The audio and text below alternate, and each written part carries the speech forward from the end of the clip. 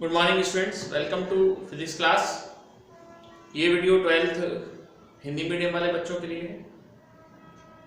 जैसा कि आपको पता था कि लास्ट लेक्चर पर मैंने आपको बायो सावर्ट का नियम करा दिया था। अब उसी क्रम में आगे बढ़ते हुए चलते हैं। आइए देखें, बायो सावर्ट के नियम के अनुसार डी बराबर कितना था आपका, mu naught upon 4 pi I D L sine theta upon R square. यहां तक करा दिया था। एक बात तो ये याद रखिएगा कि बायो सावर्ट का नियम केवल चुंबकीय क्षेत्र के परिमाण को दर्शाता है। यहां स्थिति है, सबसे पहली स्थिति केस फर्स्ट, थीटा बराबर 0 डिग्री, तो डीबी बराबर क्या आएगा, mu naught upon 4 pi IDL sine 0 degree upon sine 0 का मान 0 होगा,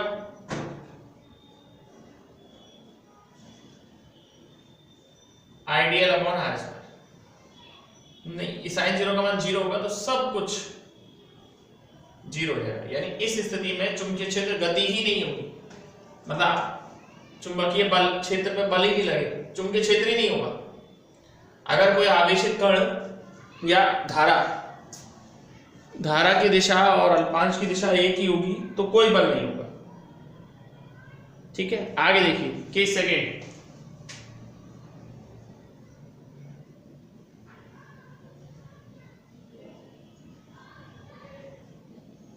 डीबी बराबर mu naught upon 4 pi IDL sign 90 upon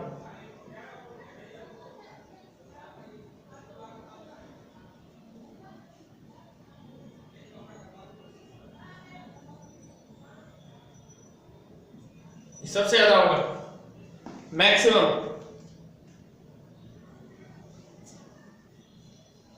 ठीक है, एक और बात, ये जो आप बायो सावर्ट के नियम से पढ़ रहे हो ये अल्पांश के कारण पढ़ रहे हो। किसके कारण पढ़ रहे हो? अल्पांश के कारण। लेकिन अगर आप कुल निकालना चाहेंगे, टोटल, समझ रहे हैं ना, टोटल निकालना चाहेंगे तो आपको इसका क्या करना पड़ेगा, समाकलन करना पड़ेगा।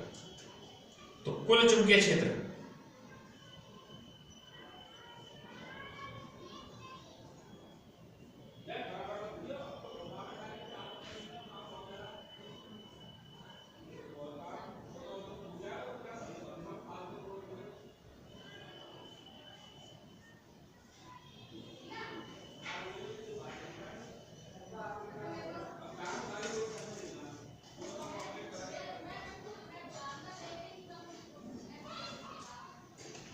ये कुल चुंबकीय क्षेत्र है। अब एक सदिश रूप में बताया था मैंने आपको। यहां तक तो मैं समझता हूं आपको कोई विशेष परेशानी नहीं होगी, आपको समझ में आ गया होगा। ठीक है, अब देखें आगे।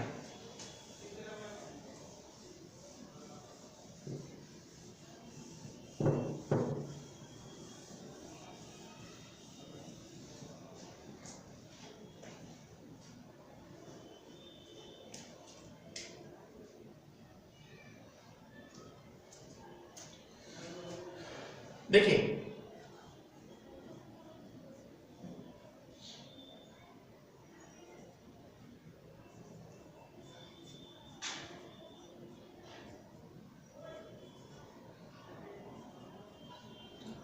डीएल क्रॉस आर कैप बराबर, आर कैप की वैल्यू 1 होगी, डीएल साइन थीटा। डीवी बराबर क्या आएगा, म्यू नॉट अपॉन 4 पाई आई, मोड लेना है, ध्यान रखना, क्योंकि परिमाण ही बताता है ये।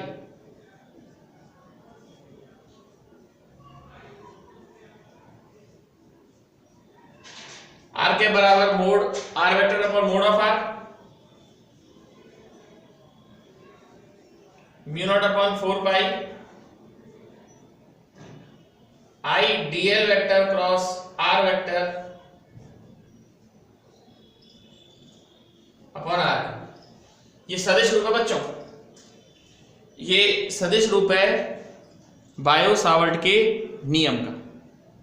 अच्छी तरीके से देख लीजिए इसको। चलिए अब हम जो है वो तुलना बता रहे हैं।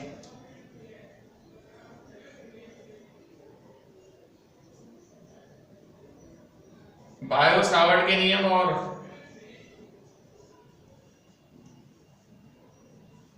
कूलाम के नियम में। बायो सावर्ट के नियम से चुंबकीय क्षेत्र का परिमाण होता है mu naught upon 4 pi I DL तुलना करनी है बेटा,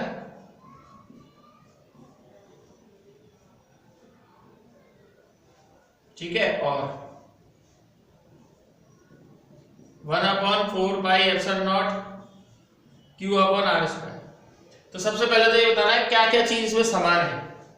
पहली बात E प्रोपोर्शनल टू मतलब B proportional to 1/r square, ऐसे E proportional to 1/r square.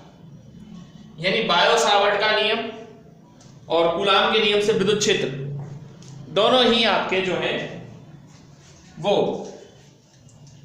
विक्रमबर्ग नियम का पालन करते हैं। पहली तो समानता ये है। दूसरी समानता क्या है बताइए?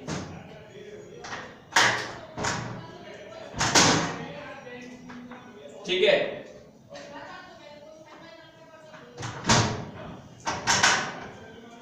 अब इसी में फिर आप आगे एक और देखिए समानता, ये भी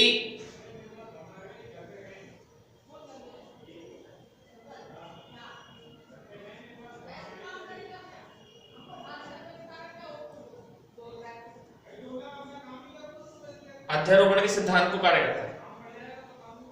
ठीक है, ये तो तुलना हो गई, समानता हो गई। अब ये कोण पर निर्भर करता है, इसमें कहीं कोण नहीं है। इसका मतलब ये है कि बायो सावर्ट के नियम जो है, चुंबकीय क्षेत्र जो है वो कोण पर निर्भर करता है, बायो सावर्ट का नियम, और ये कोण पर निर्भर नहीं करता। ठीक है, तो ये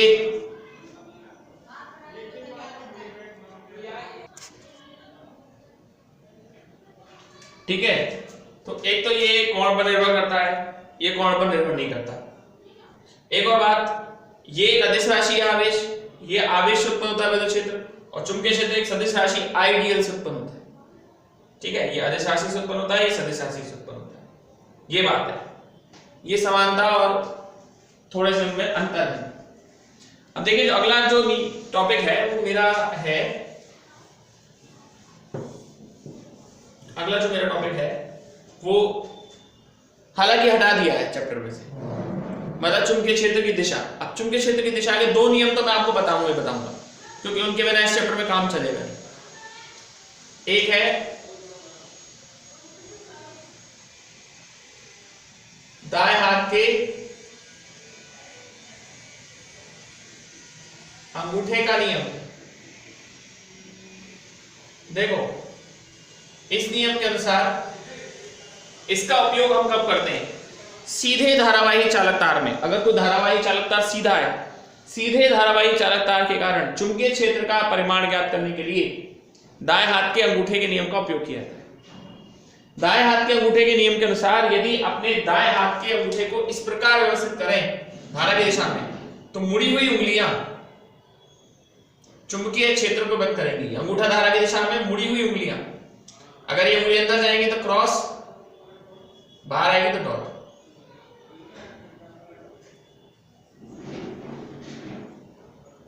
तल के लंबवत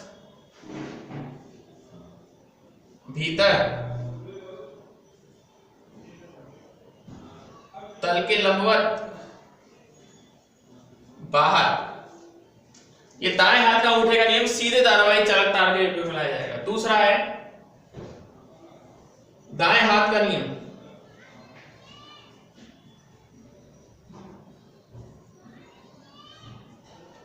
ये सर्कुलर करंट के लिए यूज किया जाएगा, मतलब वृत्ताकार धारावाही चालक तार का। वृत्ताकार धारावाही चालक तार के कारण अगर मुड़ी हुई उंगलियां आपकी धारा की दिशा को व्यक्त करें, तो अंगूठा परिणामी सदिश की दिशा को व्यक्त करेगा। देखिए, दोनों में फर्क है। पहला वाला सीधे तार के लिए यूज में लाया जाएगा, दूसरा वाला वृत्ताकार धारावाही चालक तार के लिए उपयोग में लाया जाएगा। दोनों ही सिलेबस से हटा दिए गए, लेकिन दोनों को ही पढ़ना पड़ेगा, काम नहीं चलेगा इस चैप्टर में। अब हम आपको करा रहे हैं अगला टॉपिक, इंपॉर्टेंट भी है, और वो है वृत्ताकार धारावाही चालक तार के कारण चुंबकीय क्षेत्र, है ना। दो है, एक तो सीधे धारावाही चालक तार के कारण है, एक आपका वृत्ताकार धारावाही चालक तार के कारण है। ठीक है, तो वृत्ताकार धारावाही चालक तार के कारण चुंबकीय क्षेत्र दो कराएंगे, जिसमें पहला हम कराएंगे उसके केंद्र पर। बहुत अच्छी तरीके से ध्यान दीजिएगा बच्चों, अच्छा टॉपिक है।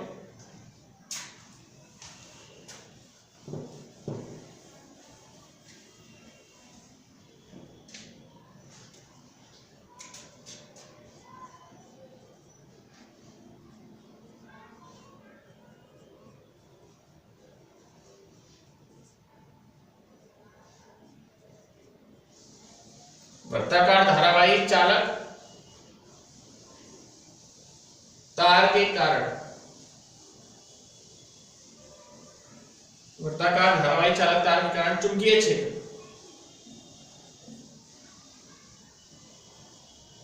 ठीक है, आपको बता दूं, सबसे पहले केंद्र पर है, इसमें दो है, नंबर 1 है केंद्र पर।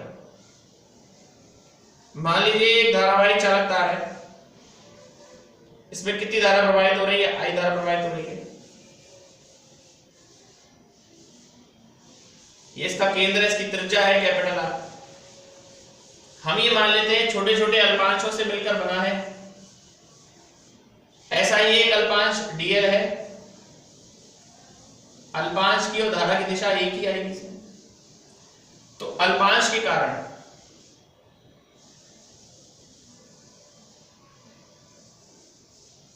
अल्पांश डीएल के कारण चुंबकीय क्षेत्र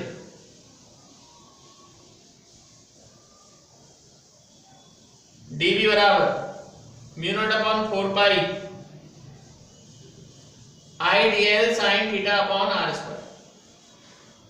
r यहां कैपिटल आएगा, केंद्र पे निकालना है ना आपको। थीटा बराबर क्या आएगा, dB बराबर μ0/4 I dl sin 90 और dB बराबर आया μ0/4 I dl upon r square, sin 90 की वैल्यू तो ये तुम्हारा समीकरण नंबर 1 है। और आपको कुल निकालना है ना, टोटल कुल चुंबकीय क्षेत्र।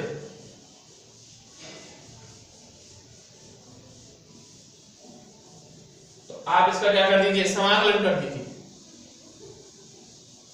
समाकलन कीजिएगा तो समाकलन करने पर क्या आएगा,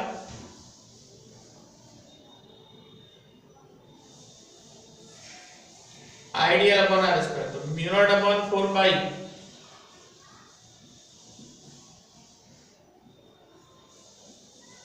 डीएल की वैल्यू कितनी होगी, वृत्ताकार धारावाही चालक की परिधि के बराबर।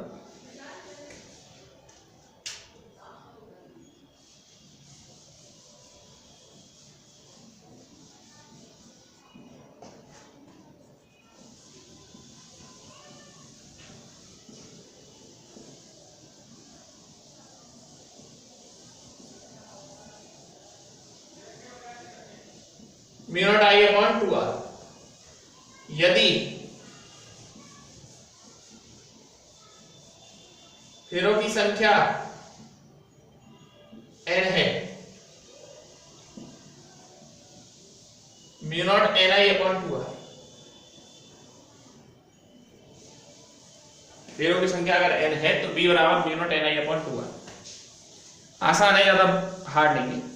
ठीक है, दो मेथड है, आप किसी भी दो को फॉलो कर सकते हैं। ये सिंगल मेथड से कराया गया है आप। ठीक है बच्चों, आज तक का यहां से देखिए, फिर आगे बात करेंगे।